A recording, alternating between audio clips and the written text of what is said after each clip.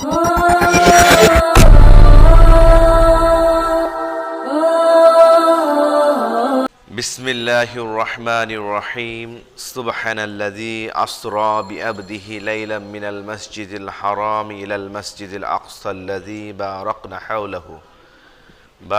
হাওলাহু লিনুরিয়াহু মিন আয়াতিনা ইন্নাহু হুয়াস সামিউল বাসীর। وقال الله تعالى وقال رسول الله صلى الله عليه وسلم لا تزال طائفة من أمة ظاهرين على الحق لا يزرهم من خذلهم حتى يأتي أمر الله وهم كذلك। যাবতীয় প্রশংসা সেই মহান রব্বুল ইজ্জাতের জন্য, যার অশেষ মেহেরবানিতে আজকে বাংলাদেশ আহলে হাদিস ছাত্র সমাজ ঢাকা জেলা কর্তৃক আয়োজিত, সভাপতি ঢাকা জেলার বন্ধুবর মির্জা ফুরকান, প্রধান অতিথি এই শরীটোলা অঞ্চল বংশালের প্রথিতযশা আলেমে দ্বীন আমাদের উস্তাদ শেখ হাফিজ আব্দুল আজিজ হাফিজাহুল্লাহ আজকের প্রধান আলোচক হিসেবে উপস্থিত থাকবেন। আহলে হাদিসদের দুর্দিনের কাণ্ডারি, কারা নির্যাতিত আহলে হাদিস ব্যক্তিবর্গের যখন রাজপথে আন্দোলন সংগ্রাম, যার নেতৃত্বে আমরা করেছিলাম, প্রাণপ্রিয় নেতৃত্ব অধ্যাপক ডক্টর মোহাম্মদ মুসলিহউদ্দিন স্যার আমার পূর্বে বক্তব্য রেখে গেলেন। আমাদের অত্যন্ত শ্রদ্ধাভাজন পুরান ঢাকার কৃতি সন্তান উস্তাজুল আসাতিজা শেখ আব্দুস সামাদ মাদানী হাফিজাহুল্লাহ আরও বক্তব্য রাখবেন। আমাদের আর এক উস্তাজ, যুবকদের যিনি কথা খুব ভালো করে বুঝেন এবং শোনেন, হাফিজ মোহাম্মদ নুরুল আলম হাফিজাহুল্লাহ আরেক ভাই বক্তব্য রাখছিলেন, খুব শুনছিলাম প্রথমে এসেই, আল্লাহর দয়া ও রহমতের ওপর হাফেজ মোহাম্মদ ইব্রাহিম সরকার। খুব চমৎকার লাগছিল প্রথমে শুনেই। আল্লাহ তাকে ইলমে বারাকা দান করুন, সবাই বলে আমিন। খুব ভালো লাগছিল শুনেই। আমার বক্তব্যের বিষয় দিয়েছে মুসলিমদের সুসংবাদ ও শাম দেশের বিজয়। আসলে আগামী 19 এবং 20 ডিসেম্বর উত্তরবঙ্গের একটা বৃহত্তম আমরা প্রোগ্রাম করে থাকি গত 4 বছর ধরে। আমার আব্বা একটা ওসিয়ত করে গেছে, একটা প্রতিষ্ঠান তোফাজ্জল হক মহিলা সালাফিয়া মাদ্রাসা, প্রায় 1050-এর ওপর লোকজন ওখানে হয়। তো আগামী 19-20 ডিসেম্বর বাংলাদেশের সকল বড় বড় আলেম ওলামা ওখানে কি উপস্থিত হবেন ইনশাআল্লাহ। ওইটা যেহেতু আমার উপর দায়িত্ব, আমি যেহেতু ওই প্রতিষ্ঠানের ওইটা নিয়ে কাজে ব্যস্ত ছিলাম। মির্জা ফুরকানের কাছে একটু ছুটি চাচ্ছিলাম, তো বললো না ভাই। আর আমার সাংগঠনিকভাবে যেহেতু আমরা সংগঠন করি, অনেকেই অনেক কথা বললেও আমাদের প্রথম কাজ অন্য যাই করি, সংগঠনের দায়িত্বটা আগে পড়ে যায়। আসলে যে বিষয়ে বক্তব্য, সে বিষয়ে আমার ইলমে আমি মিসকিন। তারপরে বলি, আল্লাহ তাআলা বলছেন সুবহানাল্লাযী আসরা বিআবদিহি লাইলাম মিনাল মাসজিদিল হারাম ইলাল মাসজিদিল আকসাল্লাযী বারাকনা হাওলাহু লিনুরিয়াহু মিন আয়াতিনা। আসলে আল্লাহ তাআলা যখন আমাদের প্রিয় নবী হযরত মুহাম্মদ রাসূলুল্লাহ সাল্লাল্লাহু আলাইহি সাল্লামকে, আপনারা যারা হারাম গেছেন, যেটা মক্কাতুল মুকাররমা, এইখান থেকে এই শাম দেশের বিশেষ করে পাশেই যে ফিলিস্তিন, এই ফিলিস্তিনে যে মানুষের, আমাদের বিশেষ করে মুসলমানদের একটা প্রাণ কেন্দ্র আছে, সেটার নাম কি আমাদের জানা আছে? বাইতুল আকসা বা বাইতুল মাকদিস। এটা কেন এত বেশি গুরুত্বপূর্ণ? এটা হচ্ছে ইহুদিদের কাছে গুরুত্বপূর্ণ, খ্রিস্টানদের কাছে গুরুত্বপূর্ণ, মুসলমানদের কাছে সবচেয়ে বেশি গুরুত্বপূর্ণ। কারণ ওল্ড টেস্টমেন্ট, নিউ টেস্টমেন্ট, তাওরাত এবং জাবুরেও এর বারাকা সম্পর্কে কি লেখা আছে। আর আল্লাহ সুবহানাহু ওয়া তাআলা এখানে সূরা আরাফের 137 নম্বর আয়াত ওই অঞ্চল নিয়ে, বিশেষ করে বনি ইসরায়েলের আয়াতটি, সুবহানাল্লাযী আসরা বিআবদিহি লাইলাম মিনাল মাসজিদিল হারাম ইলাল মাসজিদিল আকসা আল্লাযী বারাকনা হাওলাহু লিনুরিয়াহু। মক্কা থেকে কোথায় নিয়ে গিয়েছিলেন আল্লাহর নবীকে? মানে হারাম থেকে কোথায় নিয়ে গেছিলেন? বাইতুল মাকদেসে।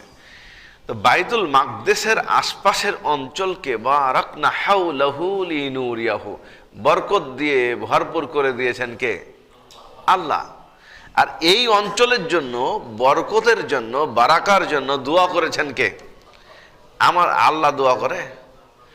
আল্লাহ কি কুন ফায়াকুন, হও, হয়ে যাও, দোয়া করেছেন কে? আমাদের প্রিয় নবী হযরতে মুহাম্মদ রাসূলুল্লাহ সাল্লাল্লাহু আলাইহি সাল্লাম। বুখারী শরীফের 1037 নম্বর হাদিস, আল্লাহর নবী সরাসরি এই শাম দেশের জন্য কি করেছেন? দোয়া করেছেন। তো শাম দেশের গুরুত্ব, তাৎপর্য কোরআন হাদিসের আলোকে বলতে গেলে বহু সময় লাগবে। টাইম হচ্ছে মাত্র কি 20 মিনিট। সমসাময়িক প্রেক্ষাপটটা ছাত্রদের উদ্দেশ্যে একটু বলে যাই, তাহলে মনে হয় ভালো হবে। নতুন পৃথিবীতে শাম দেশ এত বেশি গুরুত্বপূর্ণ কেন? আপনারা মানচিত্রে যদি যান, দেখবেন 6টি মহাদেশে মানুষ বসবাস করে। একটা মানচিত্রের বাম দিক হয় পশ্চিম, ডান দিক হয় কি পূর্ব, ওপর দিক কি হয় উত্তর, নিচের দিক কি হয় দক্ষিণ। তা আমাদের এশিয়ায়, বিশেষ করে মধ্য এশিয়ার পরে নিচেই তুরস্কের সাথে লাগা এই শাম, মানে সিরিয়ার কথাই আজকে যেহেতু বেশি আলোচনা করতে বলা হয়েছে, যে আমাদের শাম দেশটা, এর সাথে কি ইরাক আছে, লেবানন আছে, তুর্কির বিশাল একটা অংশ আছে, তার নিচে আছে সাইডে হচ্ছে কি ইসরায়েল, ফিলিস্তিন। তো এই পুরো অঞ্চলটা এখন আলাদা আলাদাভাবে বিভক্ত।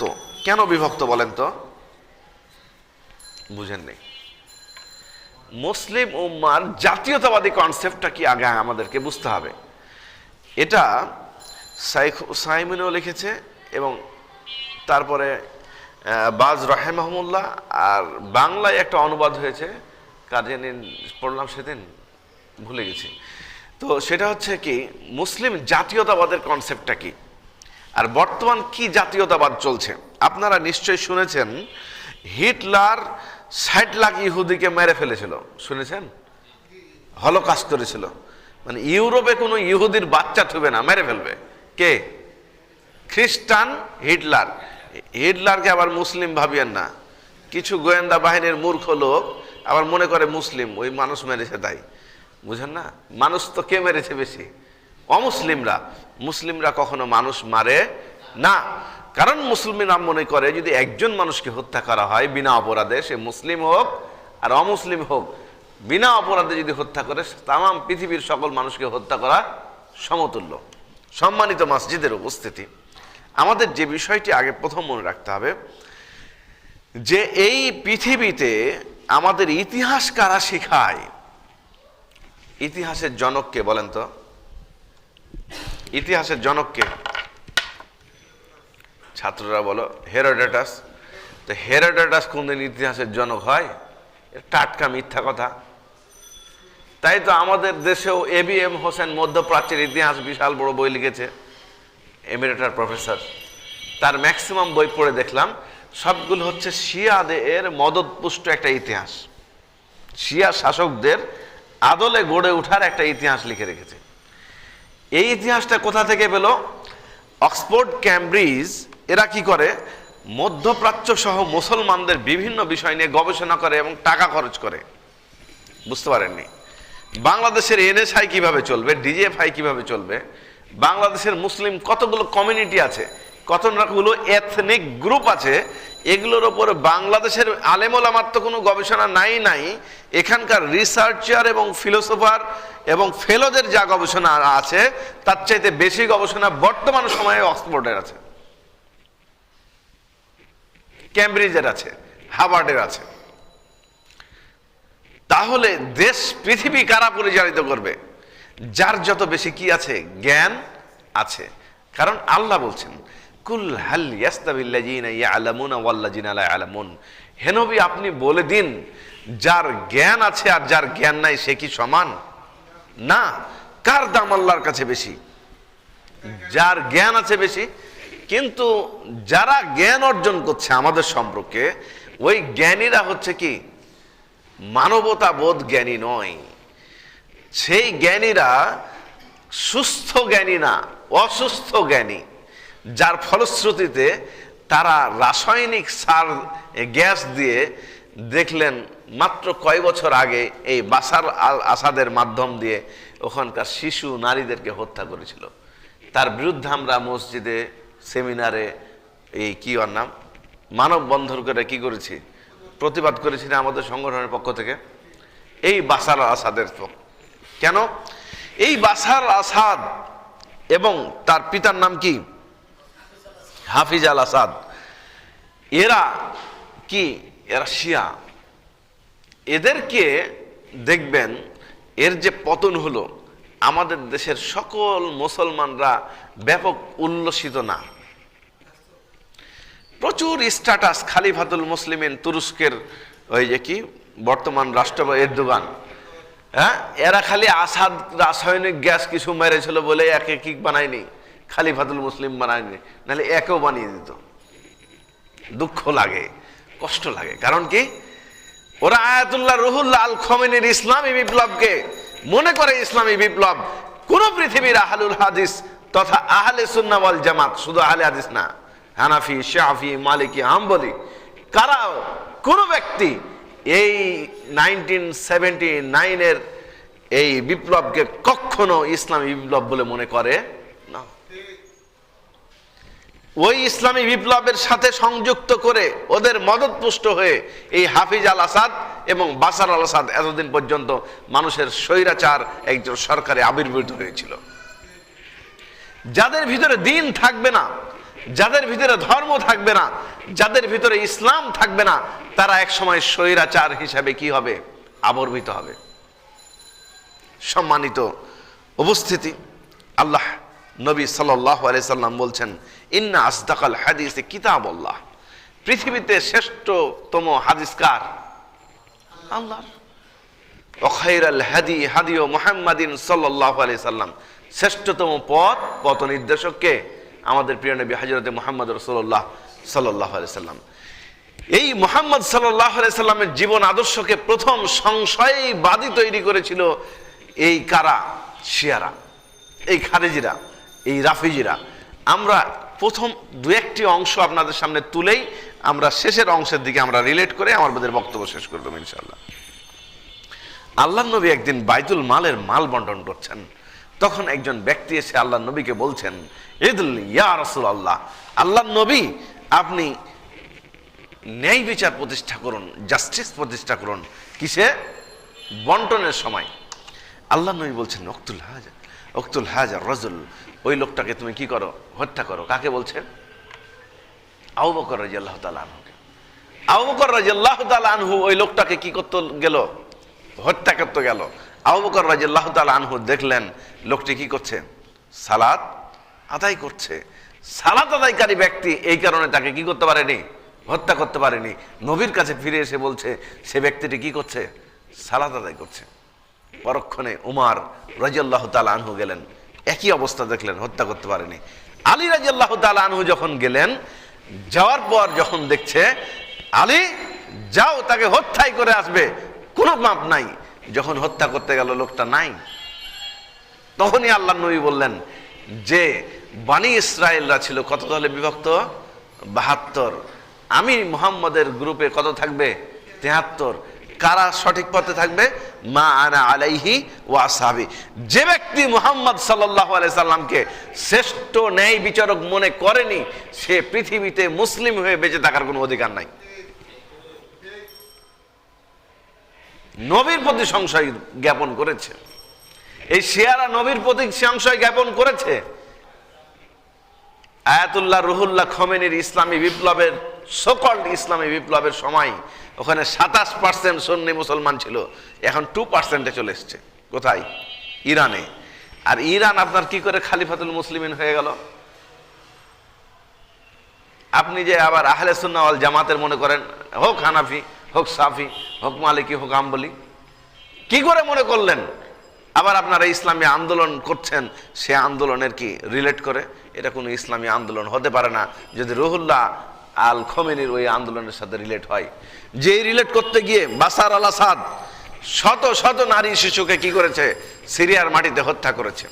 এদের ইতিহাস আজকে অনেকেই বলছিল, দেখেন ইসরায়েলের মাথা নষ্ট হয়ে গেছে, আহলুল হাদিস তথা আহলে সুন্নাহ ওয়াল জামাতের লোক নাকি জিহাদ করতে জানে না। ইন্নাল্লাহা আশতারা মিনাল মুমিনিনা আনফুসাহুম ওয়া আমওয়ালাহুম বিআন্না লাহুমুল জান্নাহ ইউকাতিলুনা ফি সাবিলিল্লাহি ফায়াকতুলুনা ওয়া ইকতালুন। মুমিনদের জীবনকে আল্লাহ তাআলা কি করেছেন? জান এবং মালের বিনিময়ে ক্রয় করে নিয়েছেন। কিসের বিনিময়ে ক্রয় করেছে? কিসের বিনিময়ে? জান্নাতের বিনিময়ে। এরা ফায়াকতুলুনা ওয়া ইকতালুন, মারবে এবং মরবে। আজকে দেখেন ওখানে যারা যুদ্ধ করেছে অনেকগুলো পার্টি, যেরকম আমাদের যেরকম রেভলিউশন হলো, এরকম রেভলিউশন হয়েছে কোথায়?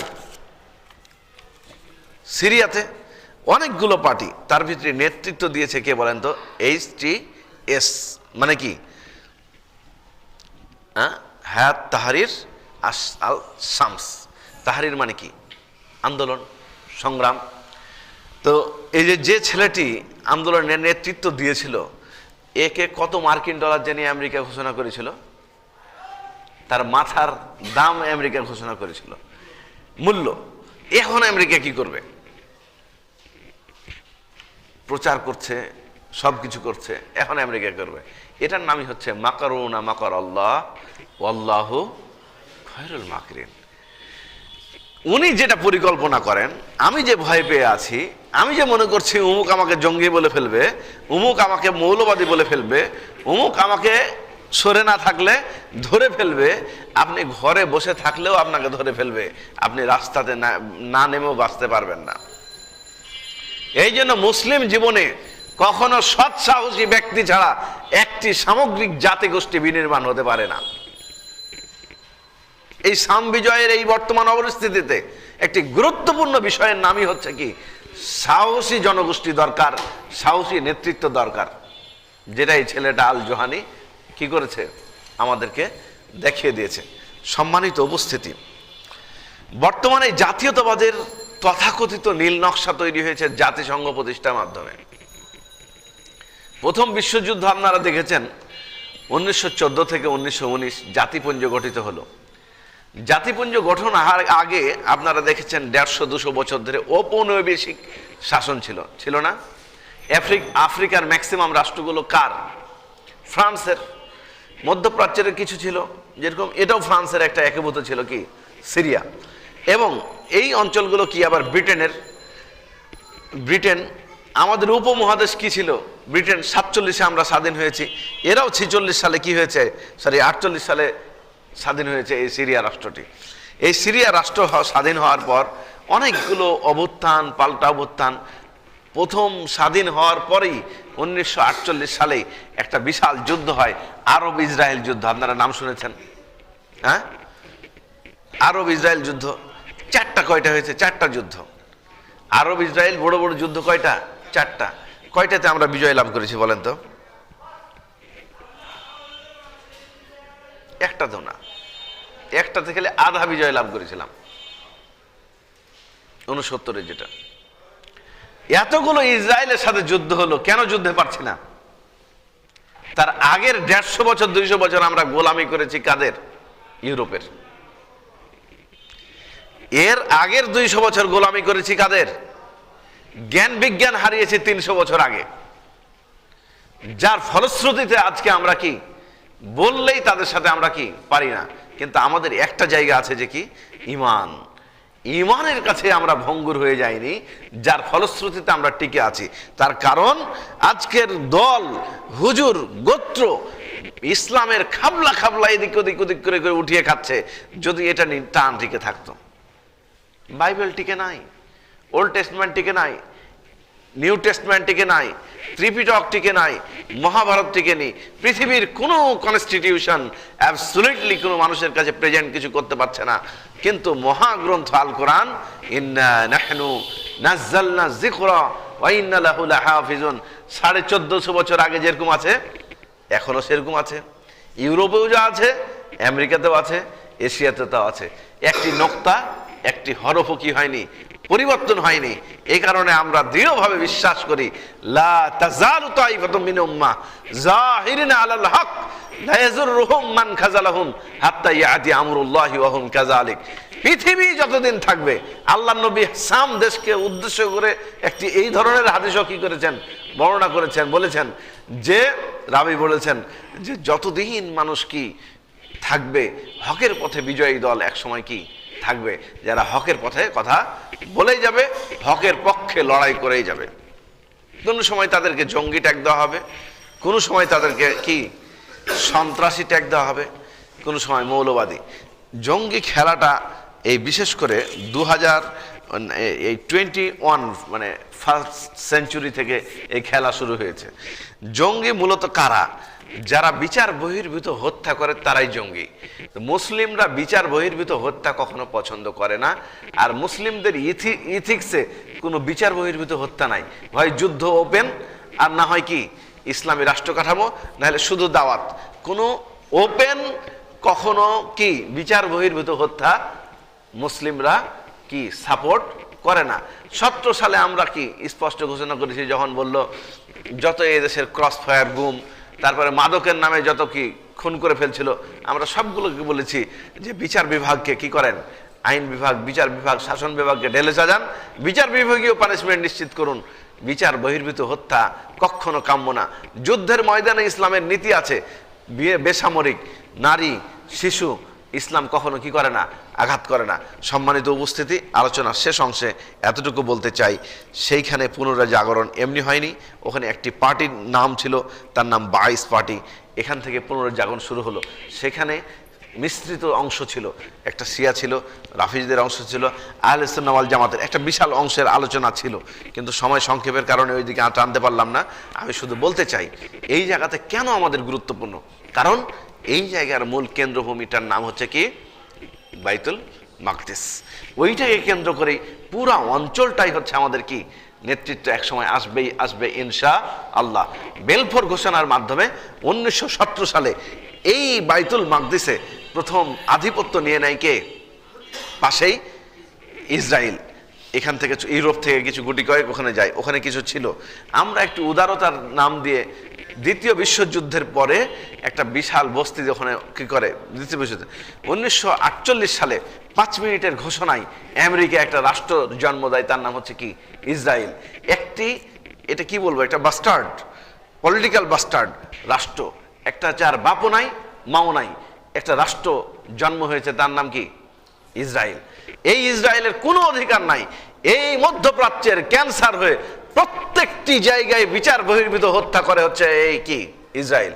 আর এই ইসরায়েল মোসাদের সঙ্গ মিলে এদেশের সকল আলেম ওলামাকে মানে কুচক্রান্ত করে, ডান্ডা বেড়ি থেকে শুরু করে সবকিছুই ওদের একটা চক্রান্ত এখান পর্যন্ত ছিল, এখনো আছে।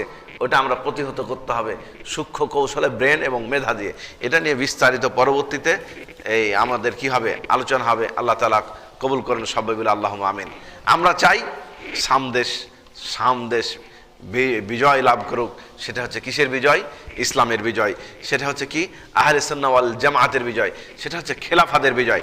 আর আরেকটা বিষয়, খেলাফাত নিয়ে একটা ধূম্র জাল সৃষ্টি হচ্ছে, ওটা হয়তো বা স্যার বললে ভালো হবে। সেটা হচ্ছে খেলাফাত দুইটা আমরা দেখেছি, আব্বাসীয়, ওসমানীয়। পরবর্তীতে যেটা খেলাফত অটোমান সাম্রাজ্য মনে করে 1922 সালে সেটা হচ্ছে কি তুর্কিস্তানে পতন হয়েছে। আর ওইটার কিন্তু ব্যাপক প্রভাব পরবর্তীতে যখন কামাল আতাতুর্ক আসে, ওইটাতে সিরিয়াতে ব্যাপক প্রভাব পড়ে। এটা বিশাল আলোচনার বিষয়। আমরা পরবর্তীতে একটা গ্রুপ ডিসকাশন যখন করব তখন ইনশাআল্লাহ এই বিষয়ে আলোচনা করব। আসসালামু আলাইকুম ওয়া রাহমাতুল্লাহ। আর ক্ষুদ্র কোনো অংশ এখান থেকে কাট করবেন না, নাহলে কি ভিন্ন পথে প্রবাহিত হবে। টোটাল একটা কমিউনিটির বিশাল ইতিহাস। আমরা কোনো জঙ্গিবাদকে সমর্থন করি না, জিহাদকে সমর্থন করি। জিহাদ শুধুমাত্র যুদ্ধ করার নামে জিহাদ না, শিক্ষাক্ষেত্রে বিপ্লবের নাম জিহাদ, যুদ্ধ করার নাম জিহাদ। সামগ্রিক কেন্দ্রটাকে আমরা কি ফোকাস করতে চাই। আল্লাহ জানা আমাদেরকে তৌফিক দান করুন। জিহাদ এবং জঙ্গিবাদ এক নয়, এই স্লোগান দিয়েই আমার বক্তব্য শেষ করলাম। আসসালামু আলাইকুম ওয়া রাহমাতুল্লাহ।